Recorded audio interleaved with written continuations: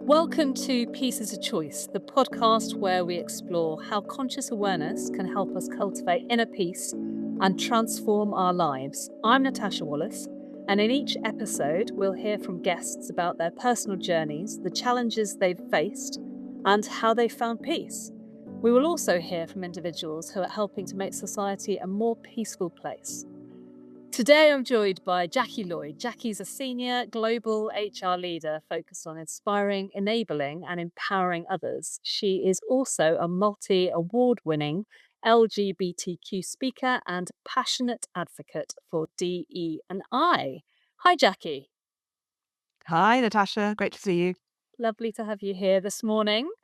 So we met recently at a networking event, which was equally stimulating as it was hilarious. We'd never met each other before, and I was obviously on the panel at the event, so we didn't get to speak to each other until the very end. But I think from the moment we met each other till the very end of the night, which was a much later finish than I had anticipated, we basically laughed. I mean, it must have been like 3 hours of continuous laughter. I think you're absolutely right. Yes, indeed. I like to bring the laughter with me, Natasha. Well, I love that. It definitely brightened up my evening. And I was introduced to you by somebody who you had worked with previously. And to say she was dazzled by you was an understatement. So I felt that it was really important that you came on the podcast, but also we did talk about your story whilst we were drinking a glass of wine after the event. And from memory, we only actually made it through to 2008. Yes, I'm afraid I'm not particularly well known for my brevity. Well, we did keep on trying to get past 2008, but we never made it. So I'm hoping that today we make it past 2008. So welcome to the podcast. I'm really pleased to have you on, and we'll get into why that is, and the audience will learn about why that is as we talk today. But do you mind just starting by giving us a bit of a potted history of your life to date, making it past 2008, if possible? Yes, yes, indeed. Yes, of course. Thank you. I always kind of start by describing my career as a kind of a game of two halves, really, because I have had quite an interesting and diverse career myself.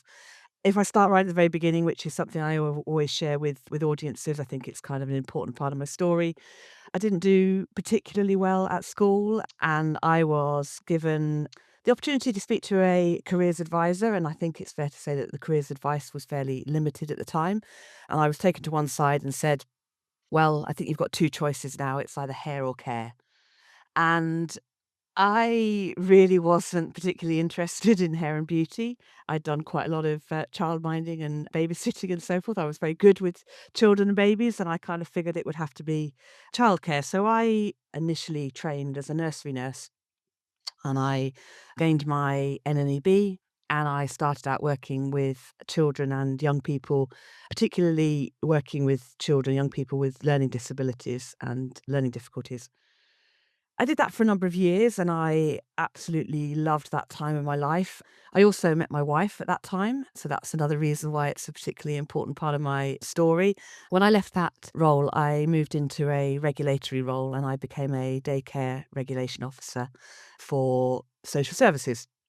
And then shortly after that, my role was transferred across to Ofsted, and I became an Ofsted early years inspector. In 2007, I had the opportunity to undertake a sponsored degree, and I decided that really for my own satisfaction, really to prove to myself what I was capable of, I decided that I really wanted to do this.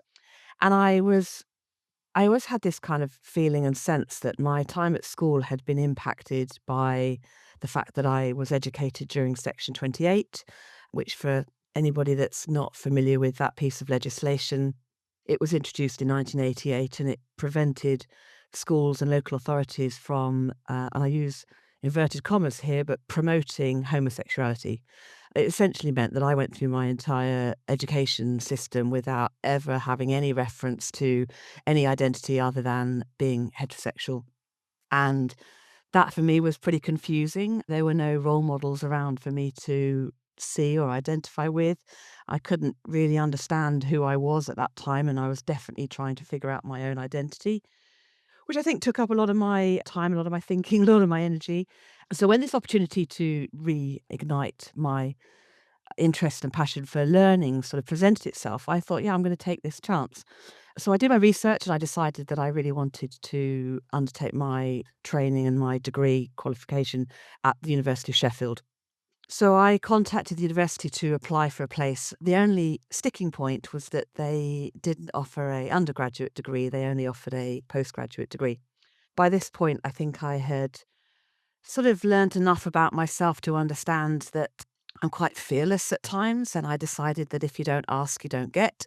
So I decided to apply for the Masters in Early Childhood Education, and I was accepted onto the programme. So I completed my Masters, which I absolutely loved, and I started to kind of reflect very deeply about my career and what I'd been doing. And I kind of reflected so heavily that I reflected myself out of a job. And so in 2010, by the time I'd qualified and achieved my master's, I decided that I didn't really want to be an offset inspector anymore. I'd started to believe less and less in the process. I was no longer feeling like I was really making a difference and having the impact that I once had. And I'm somebody who is incredibly values driven. I need to believe in the mission. I need to be really fully on board with what I'm doing. And I ultimately decided that it was time to move on. So in 2010, I took voluntary redundancy whilst they were going through a big restructuring. And I just found myself at a real crossroads in my life, trying to figure out what's next. And so in 2010, as soon as I left Ofsted, I was contacted by the University of Sheffield and they invited me to join the teaching team, which was a complete shock, but an absolute honour. And I became an associate tutor, and I was then able to teach on the course and that I've just completed myself. At the same time, the teaching team said to me, "Well, now you're on the team, we're really interested in your research." My research for my master's had been around the experiences of LGBTQ educators and really the absence of any reference to sexuality in education, particularly early years education. And they said, "Well, we're interested in your research, and now you're on the team, we'd really like you to write a proposal to complete your PhD."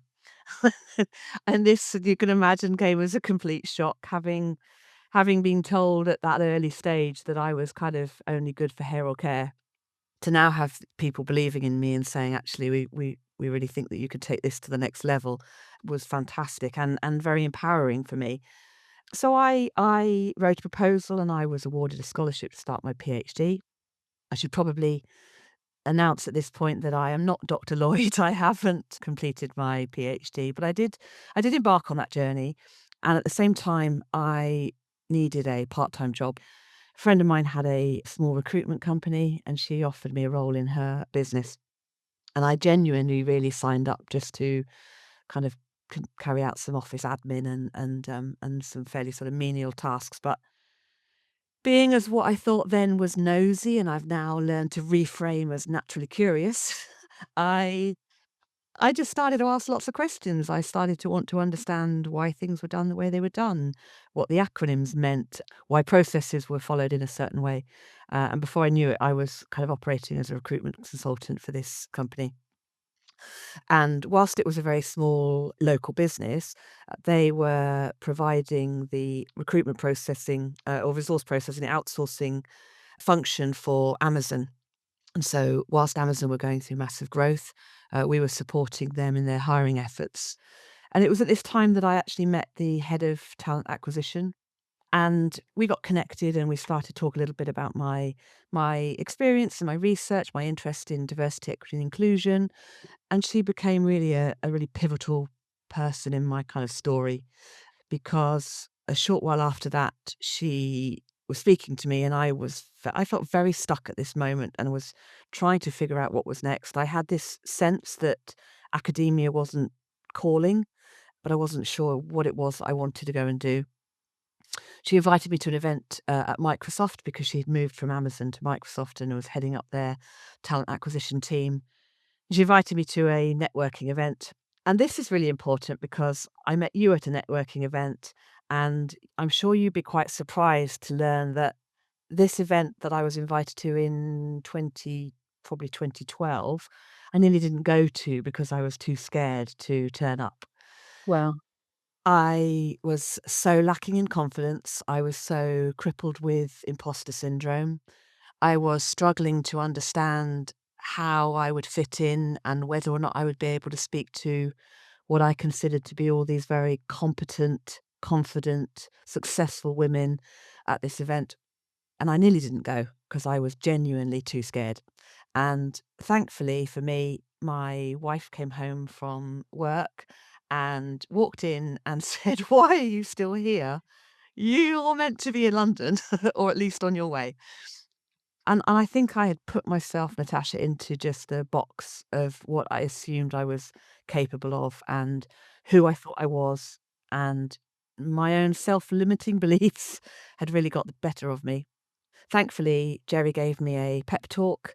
She gave me just the right amount of encouragement to get on that train and head up to the event. And I have to say, I was pretty scared. And I was that person who stood at the back of the room and was looking around, scared of entering into the conversation and not knowing how to approach people. and so we're sort of almost over 10 years further on now. So Yes. some significant things happened in that space of time, didn't they? Yeah, absolutely. So after going to this event, a short while after that, Anna contacted me and invited me to join her on a project that she was working on at Microsoft.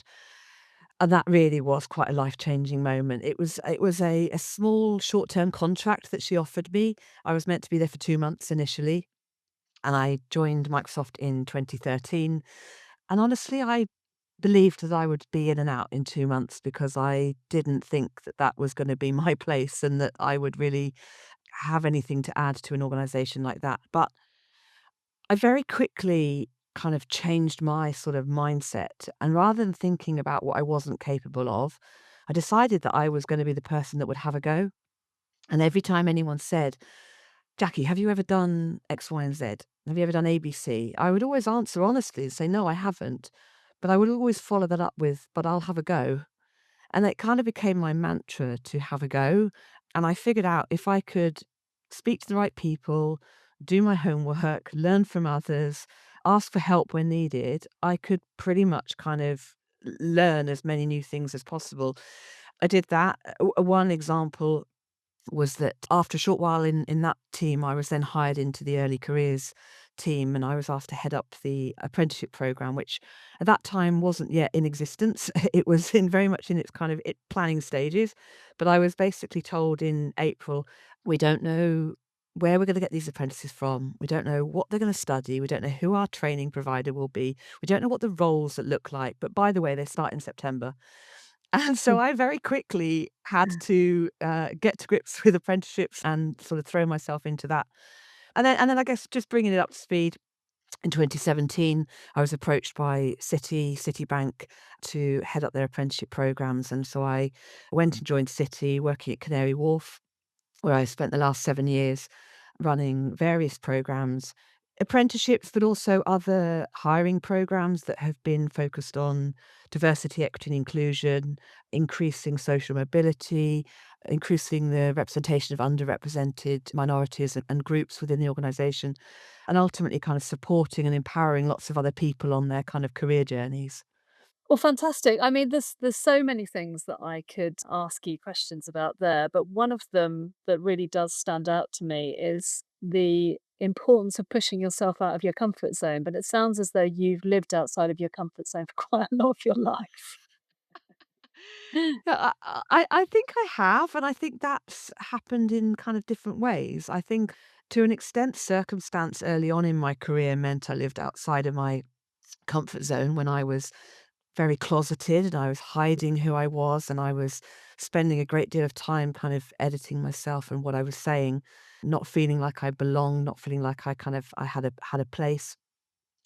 But actually, when I was at Microsoft, we had a change of leadership at that time. Steve Ballmer left and Satya Nadella came in as the chief executive. And there was such a seismic shift in culture and how people were expected to kind of operate. And one of the famous things that Satya Nadella is often kind of quoted as saying, and I remember this at the time, was him saying that he wanted to run an organization that was full of learn-it-alls, not know-it-alls. And it was really interesting because he placed a huge emphasis on people understanding the importance of the growth mindset. So we did a lot of work on Carol Dweck's book and, of the growth mindset, and thinking about that principle of kind of fail fast, learn quickly, move on.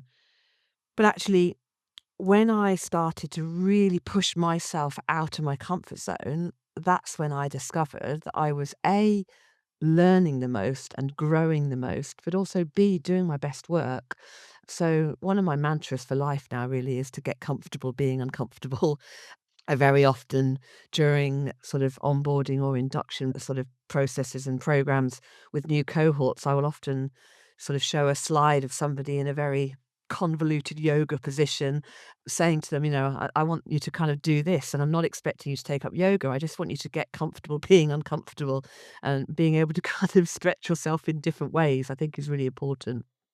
Yeah, yeah, absolutely. I mean, I couldn't agree more. Carol Dweck has done a lot to sort of popularize the growth mindset idea, Yeah, and the idea of, you're not yet there, but you can get there. And I love that. absolutely. Talk to me a little bit about DE&I. So, you've been a big ambassador for all things DE&I in the workplace for a long time. And of course, you've been on your own personal journey too. I often think that we lose sight of what DE&I really means in the workplace, because it's about labels and badges and language and not saying this and making sure that you're being aware of your biases and all that sort of thing. And we're very theoretical, I think, around the concept of DE&I often. But you've got some very, very important lived experiences in this space. So what do you think that DE&I should actually mean in the workplace? Yeah, it's a really good question, and obviously it's a huge topic. When I kind of first started out on my journey in the professional kind of capacity working in D&I, there was a kind of phrase that was used quite a lot at the time, which was that people would say that diversity is being invited to the party and inclusion is being invited to dance. And I kind of liked that at the time. It sort of did something interesting when it sort of started to get people thinking about it's more than just the diversity metrics. It's actually what you do to make people feel included when they get there. I think it's evolved since then, and it needed to, and it should do. And I think we now include equity and also a sense of belonging and so forth in what we talk about in the workplace.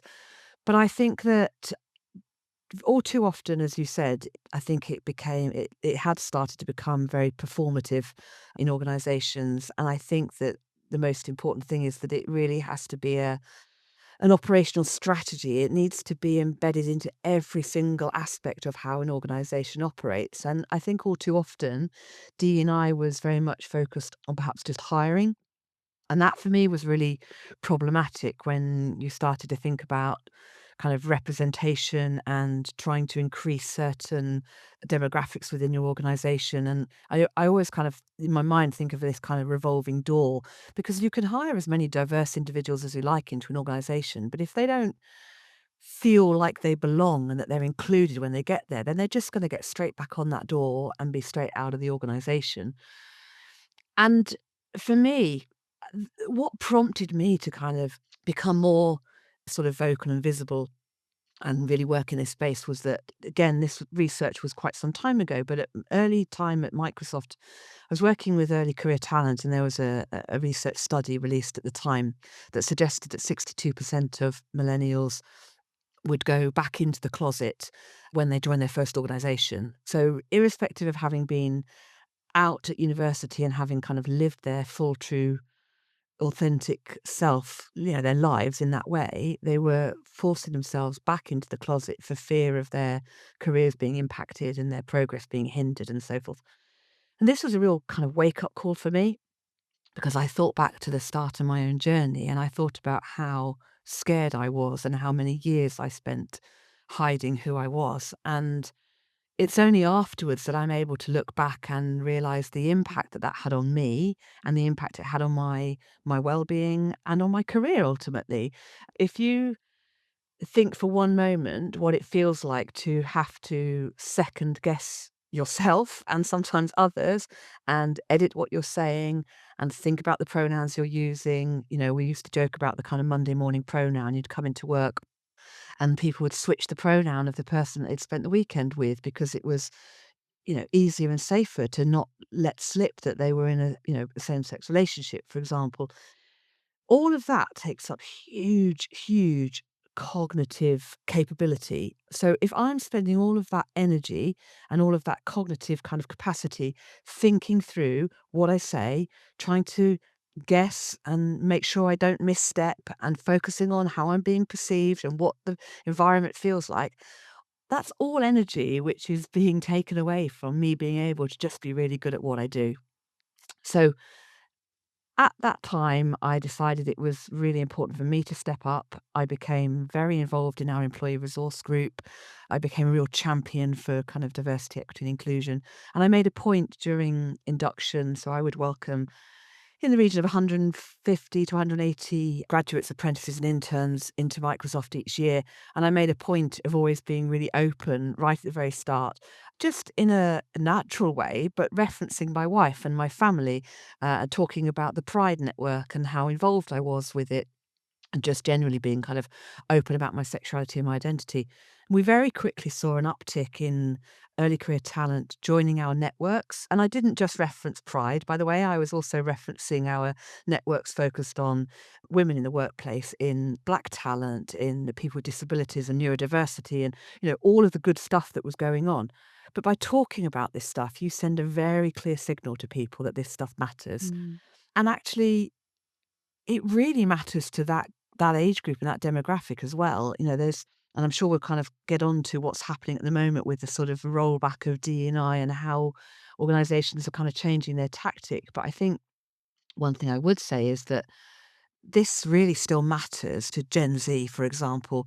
There is tons of research that shows how Gen Z are looking to find a match and a synergy between their values and the organizations that they're going to work for. So they need to want to work for organizations that really stand up for their values and stand up for these things that matter to them. And it's imperative. It's not just a kind of a nice to have. But I've probably gone a little bit off topic there, I think. Well, I think no, I think it's really, really helpful because I think it paints a broader picture of the landscape that we're working in here. And you talked about DE&I and the fact that we are going through this period of time where there's serious question marks over whether what we're doing in organisations is actually working. But there's whole countries, as we know, who are looking at whether DE&I is a worthwhile endeavour, which is obviously worrying. But I mean, I've given this a reasonable amount of thought insofar as I've read research that's come out of some really good evidence-based or peer-reviewed type of thinking around this. And there is evidence to suggest that some of the efforts that we are implementing around DE&I aren't working. And of course, it's still quite early days in terms of us getting this right. But also, this is about human behavior and it's about the beliefs that inform the way that we treat each other. And it is about our own stuff. And that's complex and it's sophisticated and it's difficult to navigate. So it doesn't surprise me in the slightest that there's some question marks over whether the DE&I efforts in our organisations are working or have worked because it's really hard stuff. And, it's sad. It is a sad indictment of society if we just say, oh, actually, no, it doesn't matter anymore. It didn't work. I'm not changing anything. So we'll just scrap that and move on to how we can drive performance in our organisations in a different way. But what's your take on it all? Yeah, I mean, I sort of mentioned, I think earlier about I think there was a tendency we were seeing, I think, some aspects of this starting to slip into very much kind of performative sort of D&I, which I think is dangerous and I think can mean that actually sometimes it did feel or seem more like a kind of tick boxing exercise. I think what's interesting is that what we're seeing right now is I think what we're seeing right now is worrying, but also it hasn't come out of nowhere. I think, those of us that have been kind of working in this space saw a slight tide change and some rumblings in 2023 ultimately, where there was a Supreme Court ruling in the US that kind of banned affirmative action. And whilst that particular case was focused on educational establishments and college admissions particularly, we certainly saw US-based organizations at that time sort of start to kind of pull back a little bit and feel uneasy about the work that they were doing and how they would potentially be open to challenge and ultimately kind of litigation and so forth. So what we've seen more recently is a more drastic version of that, obviously. I'm currently interested in watching the organisations that are choosing not to roll back, and there are still some big players that are choosing to say, "Actually, we're not cancelling our DE&I efforts. We still fundamentally believe that our workplace is a better, more creative, more productive, more innovative space when we have all voices around the table and when we have an organisation that is full of diverse people that are representative of our clients and our customers and the communities in which we operate." So I'm pleased with that. One idea that I'm kind of just kicking around a little bit at the moment is a kind of a concept that has been sort of put forward by a consultant and strategist called Lily Zeng, which is the kind of switching D&I towards what's known as the FAIR framework. And FAIR is an acronym for fairness, access, inclusion, and representation. And I'm sort of just thinking this through at the moment and sort of looking a little bit into how that might, if at all, is that any different? And if so, how could that be different? The principle of this is kind of thinking more about how all of these aspects are fully and truly embedded into everything within organizations. So from your supply chain to your systems and your processes and your IT and your compliance, you know, access we all know is about kind of removing barriers. There are still a great deal of barriers that are in place that prevent certain groups of people being able to access certain roles, jobs or opportunities within organizations.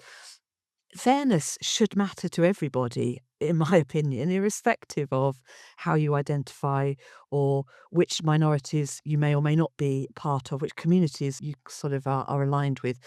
Fairness still should matter. And I think there's an interesting kind of rhetoric at the moment about meritocracy and what that really is and what does it mean. And it means different things to different people. And I can definitely say from my own personal experience, and of course I'm speaking with my own lens on this, but if you are part of a minority and you have at times felt othered,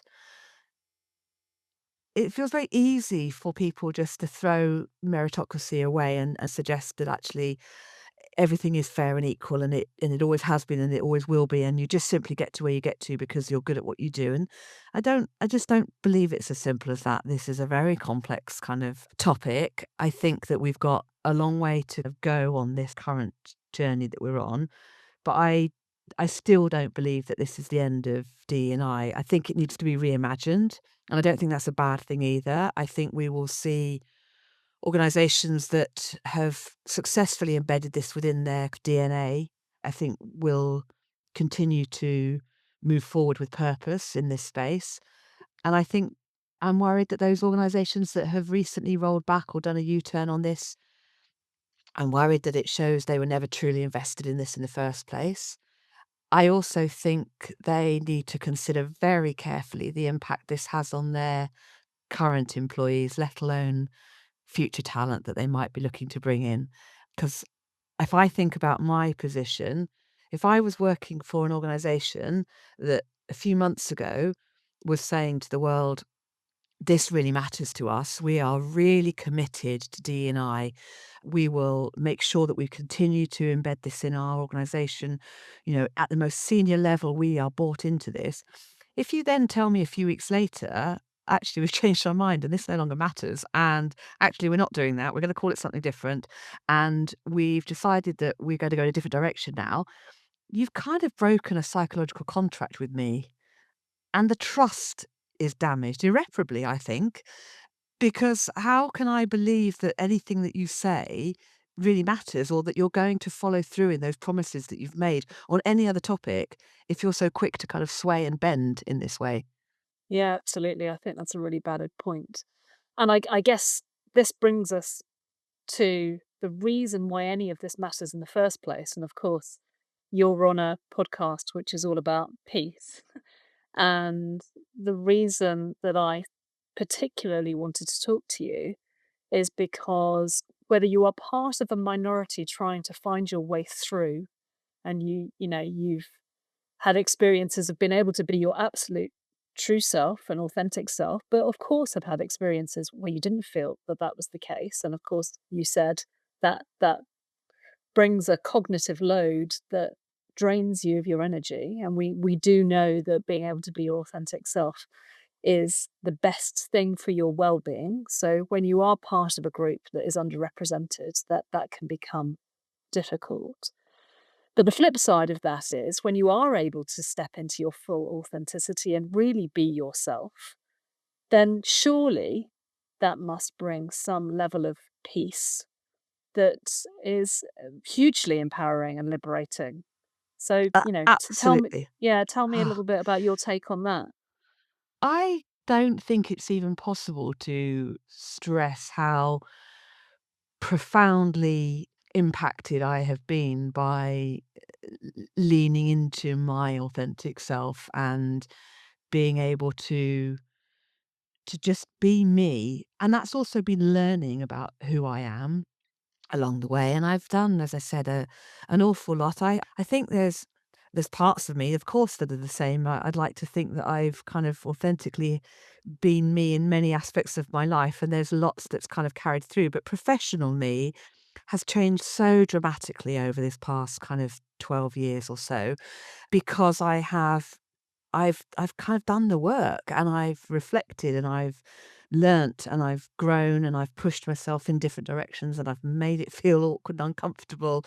But actually, I now recognize that my authenticity has brought about, I think, two things actually. I think it has brought an inner peace where I just feel so much more comfortable and clear about who I am, what I stand for, what I believe in, what matters to me. But I also think it brings a kind of I know this sounds maybe, a bit too sort of grandiose or cliche, but I do think a superpower. I've seen so many people, particularly in the corporate space, who are just kind of stretching themselves and bending themselves to try and fit in with what they think they should be or how they think leadership looks like or sounds like.